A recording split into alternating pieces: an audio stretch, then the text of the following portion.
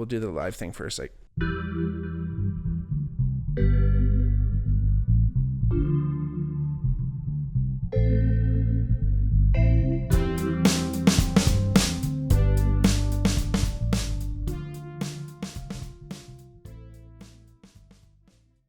hey everybody, welcome back to the Bigmark podcast. It's me, your host, Bigmark. Welcome. If it's your first time watching or listening, welcome. If not, welcome back. Like I always say, if you ever wanted to reach out to the podcast, check us out on our Instagram or Twitter. Hit us up on our DMs there at the Bigmark Podcast or at the Bigmark Pod or at the Bigmark Pod. Feel free if you ever wanted to, let us know an idea for a podcast or any comments or anything, or even just any critiques even of the shows. There's been lots of you who have reached out in the past and let me know topics and all kinds of great stuff. And I encourage you to continue to do that and talk to each other too. I want to create some type of community somehow and grow the Bigmark podcast community and bring people together of every ilk and try and, realize that there's a little bit of everyone in everyone. So, and if you're watching on YouTube, please like and subscribe to our channel so you know when the next videos are coming out, and spread the word if you like the podcast and if you have a friend who you think would like to watch and listen and join the Bigmark podcast community. Check it out. Let them know. If you tell one person, we can double the podcast overnight. And if you ever wanted to donate to the podcast, check out our Patreon, patreon.com/thebigmarkpod. Again, thanks so much for watching. I just saw this movie, so it's still pretty fresh, and I wanted to kind of jump on this because, Marky Algorithms strikes again and trying to get on the bandwagon while it's still running strong. But I really enjoyed the movie. It was kind of one of those moments where it was like, I'm not like dying to see the movie, but it's kind of cool, and I'm glad I saw it in theaters. It's been a while since I was in theaters or at a movie theater, I should say. But the Super Mario Brothers movie, 2023, obviously just came out. It's a computer animated adventure film based on Nintendo's Mario video game franchise. Obviously, probably if you're watching this, what like the Mario video games are from Nintendo. I'm pretty sure his first ever appearance was in Donkey Kong, as like the main character that you're playing, as again an Italian-American plumber, which is an interesting thing to choose. I didn't really look deep into the history of Mario. I could probably do a entire podcast just on that. But the movie alone obviously is about said Mario. And of course the many nods to the entire franchise. And my video game life,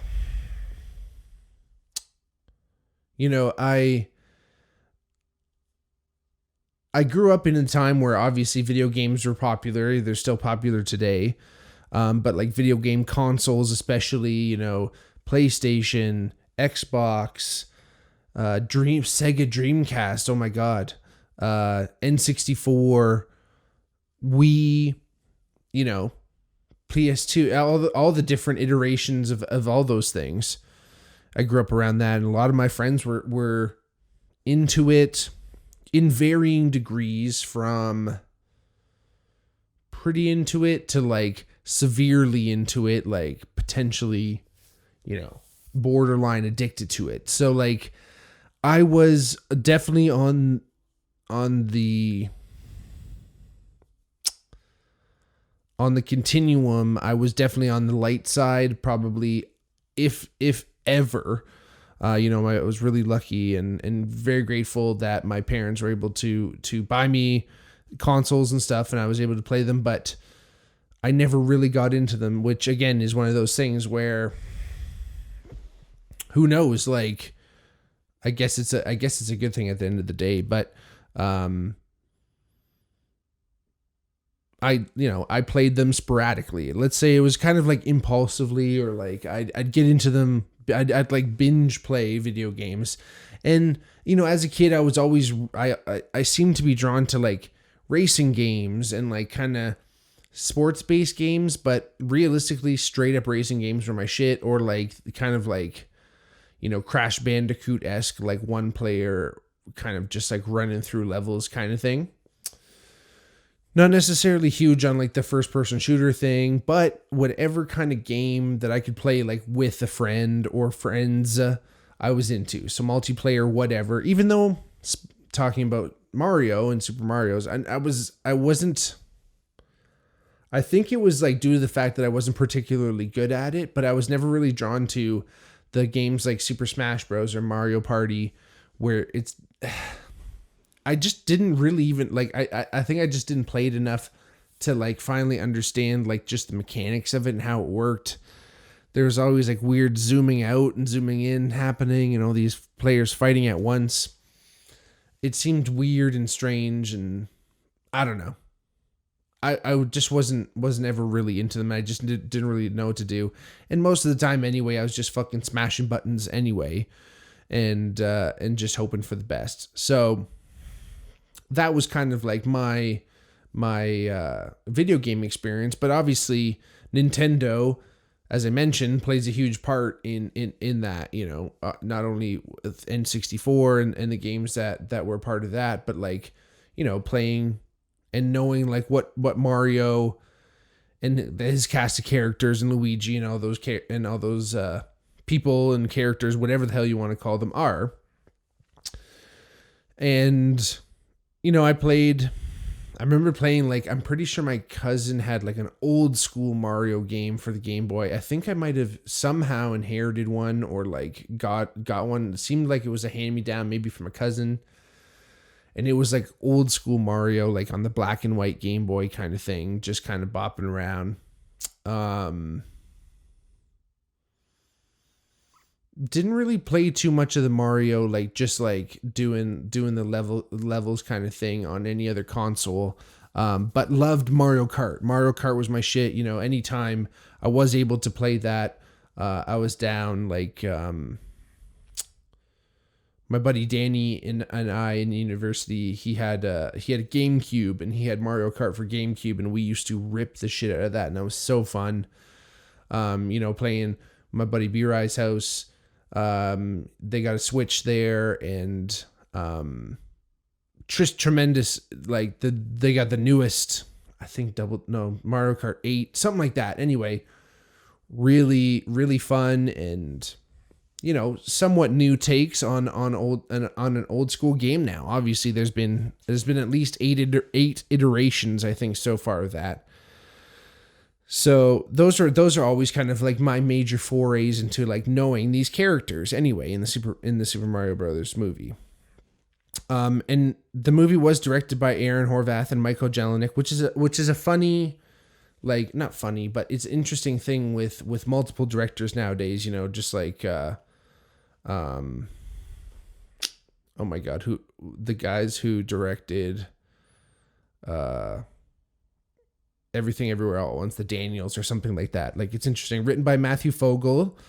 The cast was basically built for millennials. And this kind of begs the question, is this really the movie? Is this movie actually for kids or for adults? Obviously it's an animated movie, so a lot of cartoon movies are kind of more for kids, but like realistically, who has been playing Mario their whole lives? Millennials, mostly. Even into Gen X a little bit. Mario is voiced by Chris Pratt, which, obviously this whole cast, you can say what you will, but I think once the news hit that Chris Pratt was going to be the voice of Mario, everyone was really concerned, because obviously Mario has that classic Italian accent, and there is the guy who James Martinet, the guy who actually voiced Mario, is still alive and could do it. But I guess it would like kind of seem silly, and then like, maybe there are scenes, and there are scenes where that they're like a little bit more heartfelt, that they wanted another actor to kind of deliver that. But I don't know, maybe they just wanted to spread controversy. I'm starting to think that more and more these days, that movies and producers start to just choose their cast based on controversy, and it's going to stir up that talk in the biz, and people are just going to show up just to see what it's about. Luigi, played by Charlie Day. Interesting choice again, but I think Charlie did an awesome job with Luigi. Princess Peach, by Anya Taylor-Joy. I could have taken or left her performance. It was interesting, a little bit flat, but she wasn't just like a damsel in distress. She still had a sense of heroinism to her, which is great. Which again, I think is there's a lot of nods, which I think the directors did a really good job in the movie. There's a lot of nods to like just the character, their kind of demeanor in general. Like again, like in Super Mario Brothers and stuff, you can play as like Peach, or I believe. See, this is how bad I know. Like, don't call me out if I don't know this right, but or at least in Mario Kart, you can use her as a character and drive. So she's not just like the damsel in distress that Mario's trying to save, and she's not just like this trophy essentially. Bowser, played by Jack Black, which again, like I said, this cast is just built for millennials. Like perfect casting there. He does a phenomenal job as Bowser. Toad is played by Keegan-Michael Key. Tremendous. Donkey Kong comes into the mix. He's played by Seth Rogen, and it's pretty funny with Seth. He does a really good job with Donkey Kong, and they give him his time to shine and let him do his signature laugh and all that stuff. Cranky Kong, who is like Donkey Kong's dad, is played by Fred Armisen. Sebastian Maniscalco is in the cast. Kevin Michael Richardson is in the cast, who's a phenomenal voiceover actor. And like I said, Charles Martinet is actually in it. He's the OG Mario voice. He does a little cameo in the beginning, which is funny. Spoiler alert to anyone who hasn't seen it. At the beginning of the movie, Luigi and Mario are doing a commercial to try and promote their plumbing business, and being Italian kids, they choose to do like an Italian accent, and they feel a little bit on the fence about it, and then they go talk to their buddy, and he says, "Oh, it sounds good. It sounds good to me," or some shit like that, right? And basically sounds like the actual ha ha wee. That kind of like Super Mario actual voice was Charles Martinet, the actual dude who did the voiceover. So again, if you haven't seen it yet, go check out my voiceover episode, and we talk about how cool it is, and how much of the voiceover industry is actually like driven by video games, and how much that plays such a part in the voiceover world. But excellent cameo there.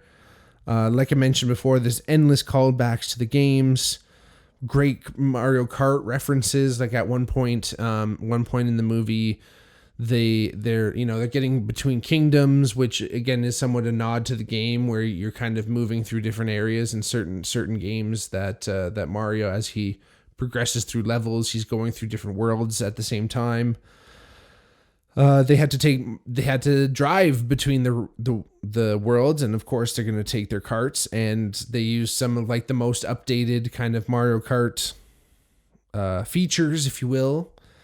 There's like moments of like huge callbacks to Luigi's Mansion, because at one point Luigi gets separated from Mario and he's stuck in like Bowser's world, the Dark Lands, and there's like some kind of spooky shit going on. Luigi's got a flashlight and shit. Again, having the first ever Mario in there, dressed as he would have been in the Donkey Kong games. Of course, all the different characters. There's this little nihilist Luna character who she is, or he, or whatever, the little amorphous little flame has some of the most funny lines in the entire movie, where they're imprisoned and there's just like nihilism and, wishing for sweet death and things like this. But you gotta check the movie out. I can't do it justice. It was interesting when they were going to make this movie, because they did make a Super Mario Brothers movie before. They made a live action one in 1993. And actually, it didn't do so well. And after the commercial failure of the live action film, Nintendo became reluctant to license Mario for another film. So it almost was like this movie almost never happened because of how bad, or, how poorly the other movie did at the box office. Now, I don't want to say that it was bad. I think it was interesting. I've watched it a bunch of times. I watched it a bunch of times when I was a kid. It's an interesting take. It's a little bit more of that, grounded in reality. I've mentioned this before on the podcast. Anytime you're going to bring a comic book or a cartoon or video game to life, because you obviously can't do everything that's done in the games or in the books, even in literature, where you can come up with anything and you can have a vivid imagination and create vast landscapes and mythical creatures and, be in space and in underground, like you can do anything. It's hard to actually put that into practice, especially in 1993.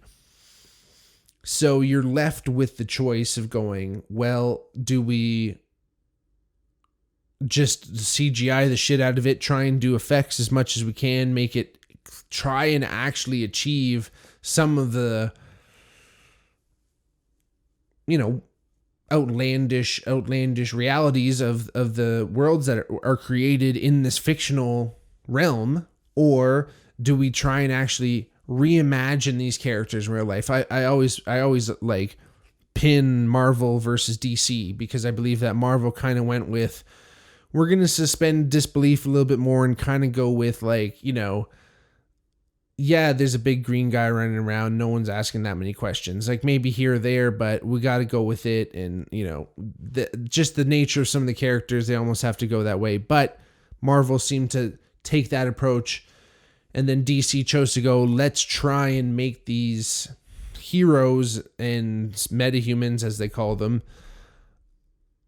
as real as possible. And like, imagine, I'm sure the writers are sitting there going, what exactly, how could the Flash actually exist in this world? How can Superman actually exist in this world? The first Spider-Man movie with Tobey Maguire, they kind of went with that little bit halfway in between, where they're like, all right, well, if Tobey gets bit, or if Peter gets bit by a spider, why does he have to, build web shooters? Like, wouldn't he develop some type of mutation to create webs? So they went with, okay, he makes his own webs and it comes out of his wrists.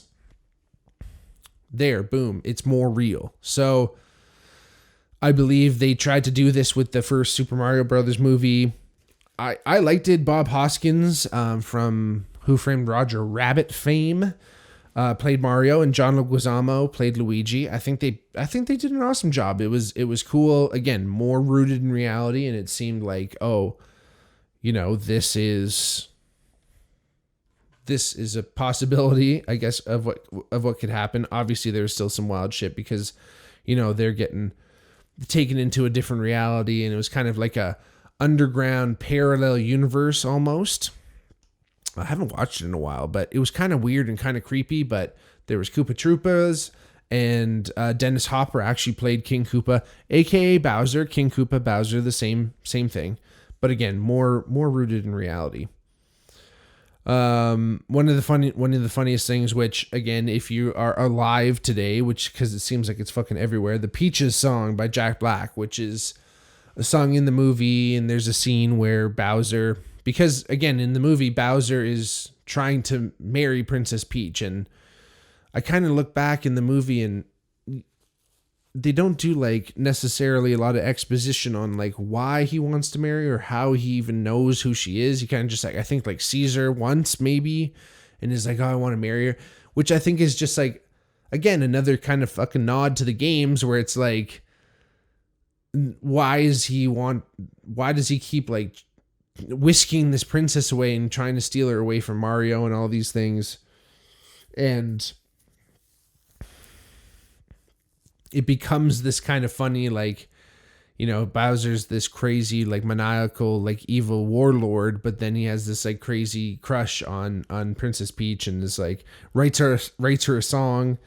And again, it's been, I think they released it like more or less like in the in like the promotional materials for the movie, but it's actually in the movie, so therefore it is eligible for an Oscar. So I hope he at least gets a nomination, because that would be fucking hilarious that Jack Black gets nominated. I think he should have been nominated for School of Rock, but I don't know if he wrote that. Anyway, I don't know if he wrote Peaches either, but at least he performed it. So far, at the moment of this podcast, it has grossed over like 1 billion, I think 1,046,000,000, something like that, at the box office right now. So it's been crushing it at the box office, which I'm happy to say. Too. Again, I think the main thing about the whole movie, and like I said, you know, the storyline is great. Again, it's not deep with crazy subplots and this and that. It's about making the nods to the movie. You know, the visuals were really there. It was 3D. I saw it in 3D, which was fun. And, you know, it is one of those things where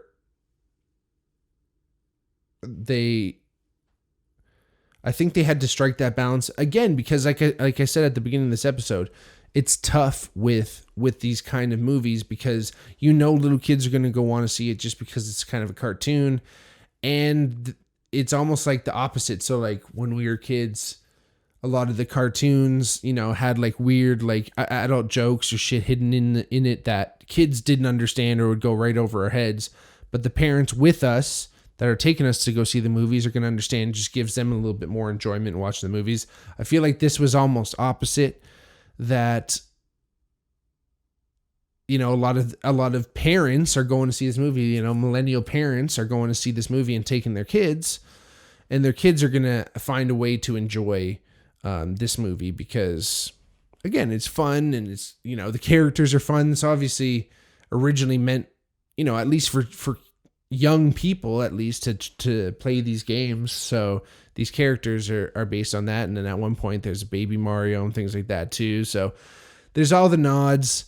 If you're a fan of the Super Mario or the Mario franchise, you're just going to love this movie. Honestly, I don't know what anyone is really expecting about anything, even all the heat that Chris Pratt has got.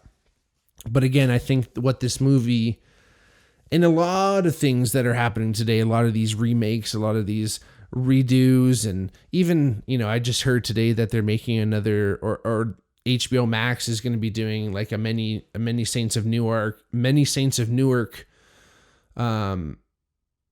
show. So they're starting to beat that horse, and nothing's sacred anymore. So, it harkens back, like I've mentioned a million times on this show. Nostalgia. It's one of those things, right? And I love that Mad Men quote. And this is Don Draper, and he says, it's delicate. This is talking about nostalgia. Nostalgia is delicate, but potent. In Greek, nostalgia literally means the pain from an old wound. It's a twinge in your heart, far more powerful than memory alone. And I always think of that quote. When it comes to this stuff, because that the pain of an old wound. And it's tough to think of memories as a wound in certain ways, right? But, when they say like it left a mark, or I'm scarred by that event, or things like that, right? Like there's something about how ideas or memories or experiences or moments can get carved into your memory.